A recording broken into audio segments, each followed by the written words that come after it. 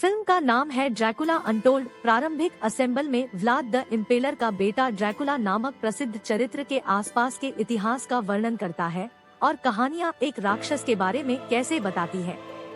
किंवदंती को दूर करने की कोशिश करते हुए इम्पेलर के बेटे व्लाद ने उन घटनाओं को याद किया जिनके आसपास ड्रैकुला के नाम से जाना जाता था।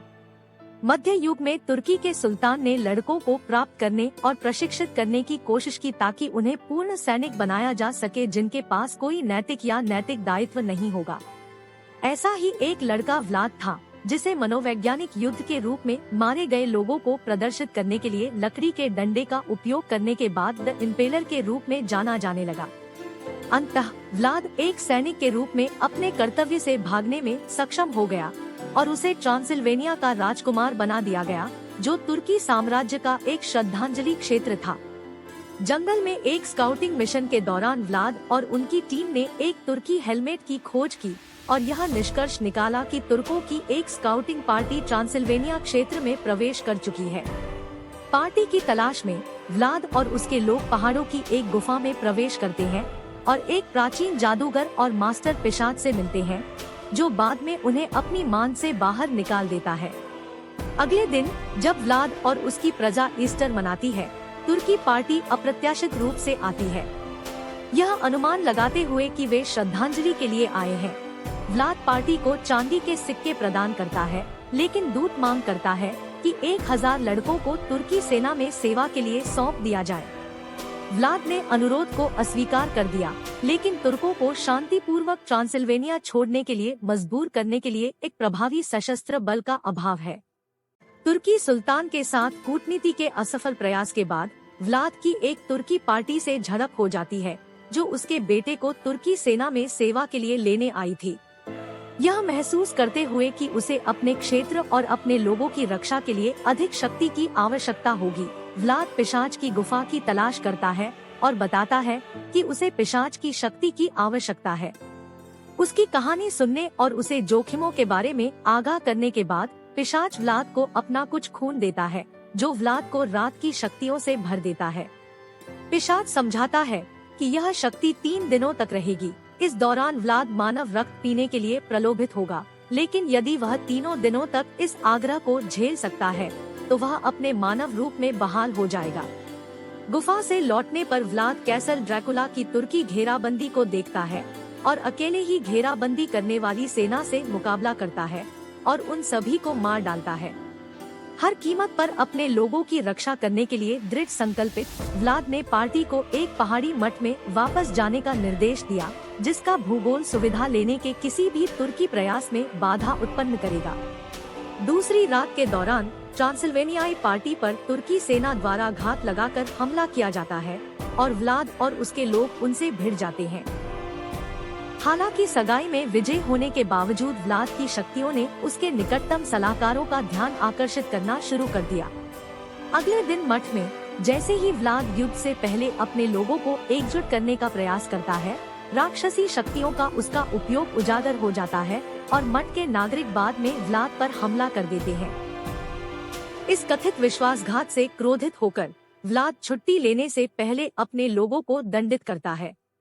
उस रात एक विशाल तुर्की सेना ने मठ पर मार्च किया। व्लाद क्षेत्र की रक्षा के लिए चमगादड़ों को नियुक्त करता है। हालांकि आने वाली तुर्की सेना मुट्ठी भर तुर्कों को मठ में घुसपैठ करने और मठ के भीतर नागरिकों को मारने की अनुमति देने के लिए तैनात की गई एक नकली सेना बन जाती है। मिरेना का अपने बेटे को तुर्कों से बचाने का प्रयास विफल हो जाता है और अंततः उसकी मृत्यु हो जाती है। अपनी पत्नी को खोने से क्रोधित होकर व्लाद ने अपने भीतर के अंधेरे को गले लगा लिया और मिरेना के खून पीने के अंतिम अनुरोध का सम्मान किया, फिर मठ में लौट आया। मुट्ठी भर जीवित बचे लोगों को ढूंढकर व्लाद प्रत्येक को प्रतिशोध का मौका देता है और उन्हें पीने के लिए अपना खून देता है। प्राथमिक तुर्की सेना शिविर में सुल्तान और उसके लोग यूरोप पर बड़े पैमाने पर आक्रमण की तैयारी कर रहे हैं। तभी व्लाद और उसके पिशाचों का एक छोटा समूह वहां पहुंचता है। दोनों सेनाओं के बीच युद्ध छिड़ जाता है। हालांकि व्लाद के पिशाच तुर्की सैनिकों से काफी बेहतर है और लड़ाई एक नरसंहार में बदल जाती है। जबकि पिशाच तुर्की सेना से अपना प्रतिशोध ले रहे हैं, व्लाद सुल्तान की तलाश कर रहा है, जिसने उसके बेटे को बंदी बना लिया है। पिशाच की चांदी के प्रति कमजोरी से अवगत होकर सुल्तान ने अपने तंबू के फर्श को चांदी के सिक्कों से भर दिया है और चांदी की तलवार का उपयोग करके व्लाद के साथ युद्ध में संलग्न है। अंततः व्लाद को मारने का सुल्तान का प्रयास विफल हो जाता है, जिस बिंदु पर व्लाद और उसका बेटा सुल्तान के तंबू से बाहर निकलते हैं, जिसके बाद वे व्लाद द्वारा लाए गए अन्य पिशाचों से घिरे होते हैं।